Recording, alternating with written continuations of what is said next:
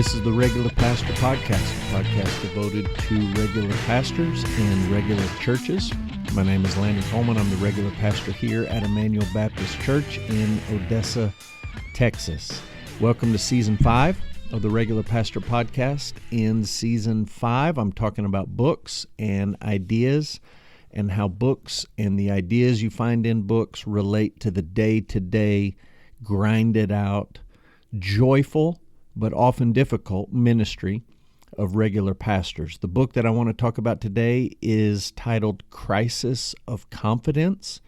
The subtitle is Reclaiming the Historic Faith in a Culture Consumed with Individualism and Identity. The author of this book is Carl Trueman.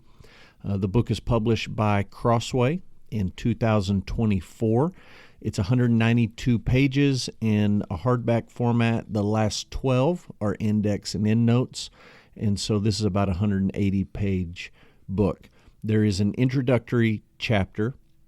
There's a conclusion at the end, and then in the middle, the bulk of the book is 6 chapters. There's no parts or sections to this book, just 6 chapters in the middle. Chapter 1, The Cultural Case Against Creeds and Confessions. 2, The Foundations of Creedalism. 3, The Early Church. 4, Classic Protestant Confessions. 5, Confession is Praise. And then Chapter 6 on the usefulness of creeds and confessions. Just a little bit about the author, Carl Trueman. He's a professor of biblical and religious studies at Grove City College in Grove City, Pennsylvania. Previously, he taught historical theology at Westminster Theological Seminary and at Princeton. He received his M.A. from the University of Cambridge and his Ph.D. from the University of Aberdeen. Trueman is esteemed as a church historian. He is the author of over a dozen books. Most notably, recently, he has released The Rise and Triumph of the Modern Self, and then a smaller sort of abbreviated version of that book, Strange New World. He's also the author of Histories and Fallacies, Luther on the Christian Life, and The Creedal Imperative. Formerly, Trueman was the editor for the theological journal Themelios, and he is an ordained minister in the Orthodox Presbyterian Church. He is a member of the Alliance of Confessing Evangelicals. I think most people regard Trueman as both a churchman and as a legitimate scholar. If you want to know the big idea of this book, you just turn to the introduction, page 1. Trueman very clearly says this: "The burden that motivates my writing of this book is my belief that creeds and confessions are vital to the present and future well-being of the church. Such a statement may well jar evangelical ears that are used to the notion that Scripture alone is to be considered the sole supreme authority for Christian faith and practice." And so he is writing in defense of the usefulness and the essential role that creeds and confessions play in the life of the evangelical church. He is not trying to supplant Scripture as the supreme authority for Christian faith and practice, but he is saying that we do need creeds.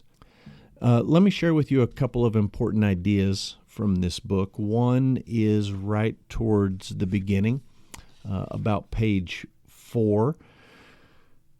Trueman makes the point, and this is really fundamental to understand if you're thinking about church history or local church ministry today. He makes the point that Christians are not divided between those who have creeds and confessions and those who don't. Rather, they're divided between those who have public creeds and confessions that are written down and they're public documents and they're subject to public scrutiny, evaluation, and critique. And on the other hand, those who have private creeds and confessions that are often improvised, unwritten, not open to public scrutiny, not susceptible to evaluation, and crucially and ironically, not therefore subject to testing by Scripture to see whether they are true. And he's making this point because anti-confessionalism, that's his term, anti-confessionalism is widespread amongst evangelicals who are skeptical about relying on the authority of tradition or extra biblical works to establish what we believe and what we do as Christians. Trueman's point is simple. Nobody uses the Bible alone. Now, the moment that you use a translation of Scripture or a lexicon or a commentary or you read a book, you have now gone outside of Scripture. The moment that you stop reading Scripture verbatim and you make any comment about it in preaching or teaching, you have now gone beyond Scripture. And I think this is something that regular pastors bump into all the time, the idea that we want to have no creed but the Bible, especially in my tribe of Southern Baptists. This is a not uncommon idea, and I've heard it in Kentucky, I've heard it in Oklahoma, I've heard it in Texas. No creed but the Bible. Baptists are not creedal people. And Trueman is saying we're all creedal people. Some of us have written our creeds down, and they can be evaluated, and we can measure how closely they align with Scripture. And some of us have not, and you're just sort of freewheeling, and there is no ability to scrutinize and determine whether or not your doctrinal positions are faithful to Scripture or not. So I think that's a helpful idea.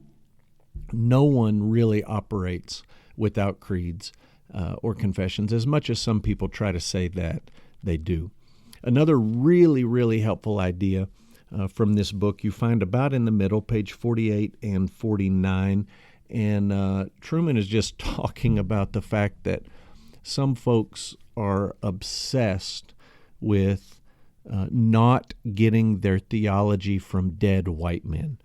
And Trueman just says this: the status of being dead, white, or male is neither here nor there when it comes to issues of theological truth. And I'm inclined to say of cultural value either. Just because these pundits cannot see beyond race, gender, and whether someone has a pulse, does not mean that the rest of us need to cower before their simplistic categories of discourse. All humans are partakers of a common human nature. All are addressed by the same revelation of the same God, and all are called to respond to that revelation. That includes dead white men. He just is making the point that this intersectionality, postmodern, we're not going to listen to dead white men who have had power and ruled over everyone else. We want to get our theology from queer, black, whatever.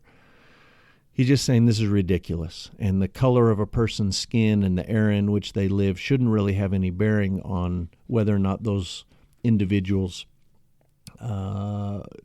give support to certain doctrinal positions or not.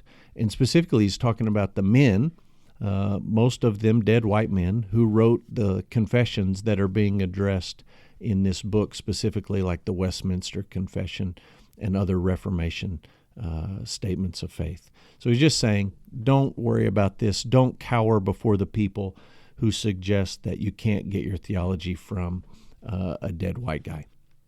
One more helpful idea is on page 130. This chapter is talking about how creeds lead to doxology. Creeds lead to worship and praise.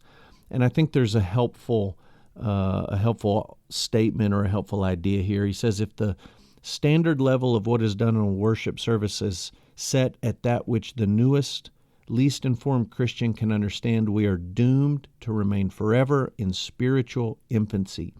As Christians, we should expect worship to always be a learning experience. And in particular, what he's talking about here is reciting something like the Nicene Creed or talking about Trinitarian doctrine in a worship service. And he understands that that will be a lot to take in for people who are brand new to the faith or people who are not yet believers. But he's saying we have to do this if we always water it down to the least common denominator that makes everyone feel comfortable and involved. We'll never grow. We'll never stretch ourselves. We'll never move beyond just the very, very elementary basic building blocks of the faith.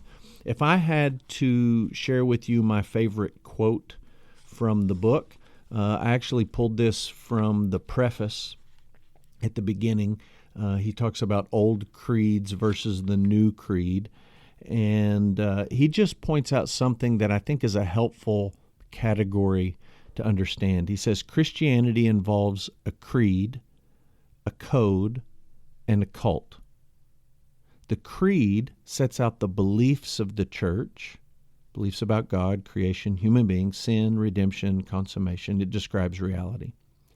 The code presents the moral vision for life here on earth. God's people are meant to reflect God's character. That was true in Old Testament Israel. It's true, it remains true in the New Testament.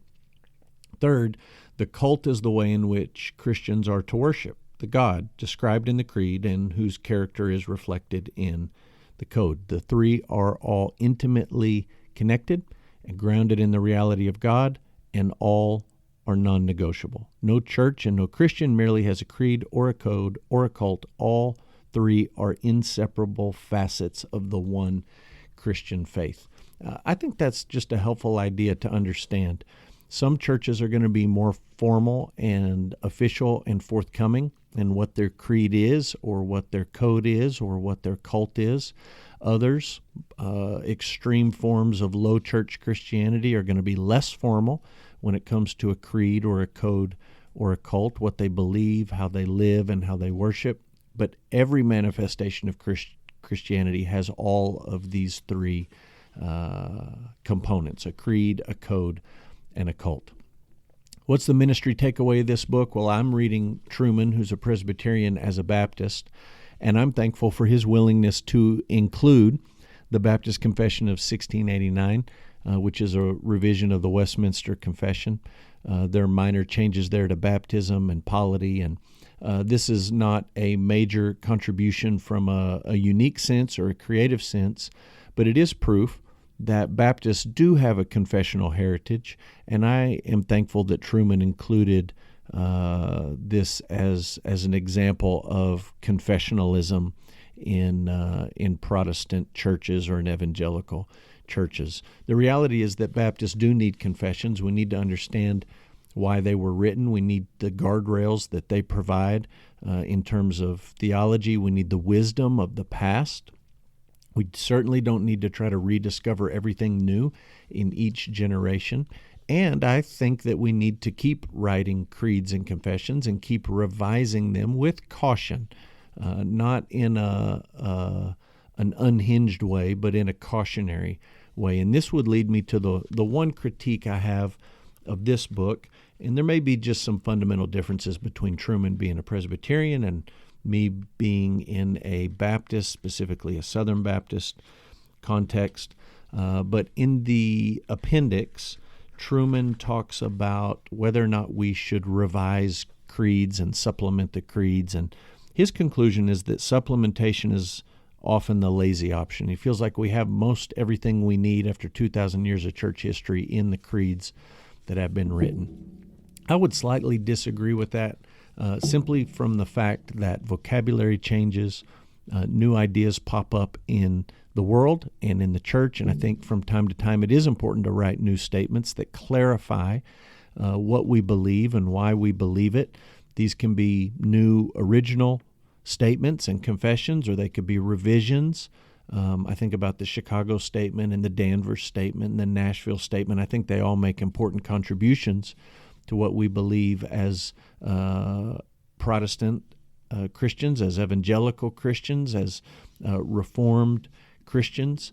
I think specifically about the Southern Baptist Convention and the issues that we're facing right now with respect to the office or the role or the function of a pastor, elder, overseer. And I just think the SBC is at a place where more clarity would be helpful, rather than simply looking back and arguing over the things that have been written in the past, where there was perhaps more unity underneath the service that we took for granted. So one friendly criticism to the book, and maybe that just comes from my perspective as a Baptist compared to Trueman's perspective as a minister in the OPC. If you look this book up on Goodreads, you will find it has a 4.4 rating out of 5. I gave it a 5-star rating. I think it's a great book, a helpful book. If you're a pastor, I think you ought to read it. I think it will solidify for you why you need more than just the Bible in the formulation of your theology and in the work of preaching the Bible and in the work of guarding the faith once for all delivered to the saints. This is a great book arguing for the importance and the necessity of creeds and confessions in the life of the church. Thanks for listening to the Regular Pastor Podcast. You can subscribe for weekly episodes here in Season 5, wherever you're listening.